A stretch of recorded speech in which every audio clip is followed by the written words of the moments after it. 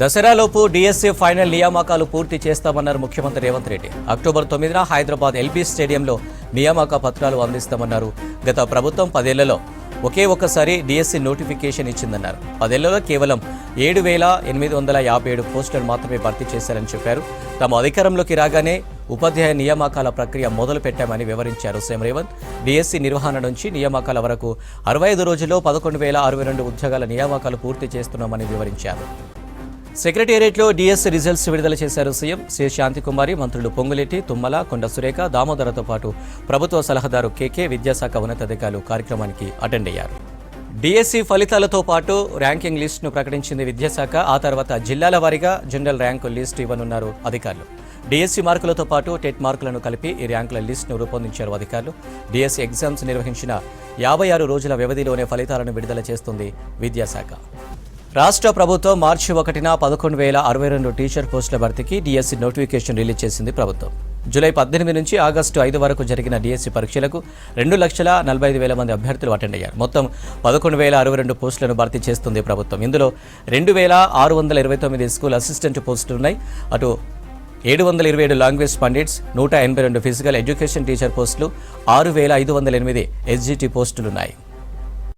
చాలా శ్రమ చేసి అతి తక్కువ సమయంలో 11,062 టీచర్ ఉద్యోగ నియామక పత్రాలు అందించడానికి విశేషమైన కృషి చేసినారు. మనస్ఫూర్తిగా వారిని అభినందిస్తున్నాను. ఈ 11,062 ఉద్యోగాలకు గాను 2,79,838 మంది అభ్యర్థులు నమోదు చేసుకుంటే 2,46,584 మంది పరీక్షలు హాజరయ్యి 33 జిల్లాలలో 54 సెంటర్లలో స్కూల్ అసిస్టెంట్లు, సెకండరీ గ్రేడ్ టీచర్లు, లాంగ్వేజ్ పండిట్లు, ఫిజికల్ ఎడ్యుకేషన్ టీచర్లు, ప్రాథమిక మరియు ఉన్నత స్థాయిలో స్పెషల్ ఎడ్యుకేషన్ టీచర్లు.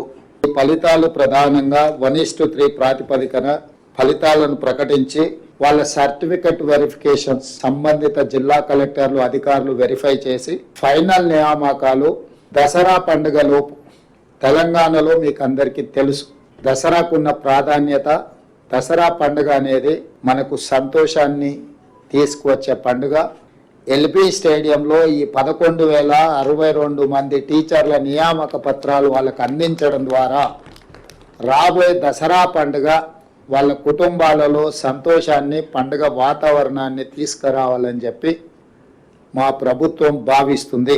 శ్రీ కల్వకుంట్ల చంద్రశేఖరరావు గారు మాజీ ముఖ్యమంత్రి గారు 10 సంవత్సరాలు ముఖ్యమంత్రిగా బాధ్యతలు చేపట్టి నిర్వహించి వారిచ్చిన DSC notification Telangana public service commission ద్వారా ఒకే ఒక్కసారి అందులో వారు నియమించింది 7,857 మంది టీచర్లను మాత్రమే. అంటే ఏ కోశాన కూడా విద్యాశాఖను ప్రక్షాళన చేసి పేదలకు, అత్యంత నిరుపేదలకు విద్యను అందుబాటులోకి తీసుకొచ్చి తండాలలో, గూడాలలో, మారుమూల ప్రాంతాలలో, గ్రామీణ ప్రాంతంలో ఉన్న తెలంగాణ పేదలకు విద్యను అందుబాటులోకి తీసుకురావాలన్న ఆలోచన గత ప్రభుత్వానికి లేకపోవడం వల్ల తీవ్రంగా పేదలు నష్టపోయినరు. అందుకే మా ప్రభుత్వం అధికారంలోకి వచ్చిన ఎంబడే ఫిబ్రవరిలో నోటిఫికేషన్ ఇచ్చి, గతంలో తక్కువ నోటిఫికేషన్ ఇస్తే కూడా వాటన్నిటిని పెంచి పెద్ద ఎత్తున ఉద్యోగ నియామకాలను చేపట్టాలి. ముఖ్యంగా విద్యాశాఖలు చేపట్టడం ద్వారా విద్య మీద రాష్ట్ర ప్రభుత్వం పెడుతున్న పెట్టుబడి ఖర్చు కాదు. 10 నెలల లోపలనే మా ప్రభుత్వం వచ్చిన తర్వాత 65 రోజుల్లో 11,062 టీచర్ల నియామకాలను చేపట్టడానికి మా ప్రభుత్వము పూర్తిగా కృషి చేసింది. ఇది తెలంగాణ నిరుపేదల పట్ల మాకున్న చిత్తశుద్ధి. కాబట్టి ఈరోజు ఈ పరీక్షల నిర్వహణ, ఈ పరీక్షల ఫలితాల వల్ల గ్రామీణ ప్రాంతాలలో విద్యకు దూరం అవుతున్న వాళ్ళందరినీ విద్య అందించడం ద్వారా వాళ్ళని ప్రయోజకులుగా మార్చాలన్న ఆలోచనతోటి ఈరోజు ఈ కార్యక్రమాన్ని తీసుకోవడం జరిగింది. నేను మళ్ళీ ఒకసారి చెప్తున్నాను, ప్రజాపాలన ఇందిరమ్మ రాజ్యం వచ్చిన తర్వాత టీచర్ల నియామకాలకు అత్యంత ప్రాధాన్యతనిచ్చి 10 నెలలు తిరిగే లోపలనే 11,062 మంది టీచర్లను నియమించడం ద్వారా తెలంగాణ పేద ప్రజలకు విద్యను అందుబాటులోకి తీసుకురావాలన్న మా ఆలోచన, మా కృషి, మా అధికారులు చేసిన నిరంతర శ్రమ ఈ సందర్భంగా మనం గుర్తించి అభినందించాలి.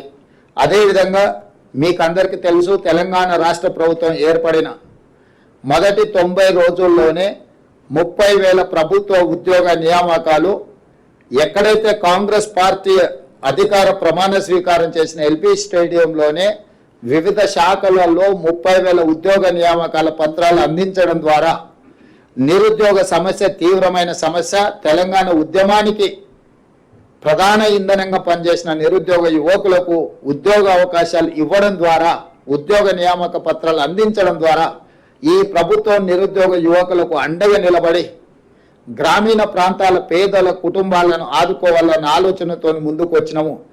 ఇదే కాకుండా డిఎస్సి నోటిఫికేషన్, టెట్ లేకపోవడం వల్ల కొంతమందికి అవకాశాలు రావట్లేదంటే టెట్ పరీక్షలు నిర్వహించిన తర్వాతనే డిఎస్సి నోటిఫికేషన్ ఇచ్చి వాళ్ళకు కూడా అవకాశాలు కల్పించడం జరిగింది.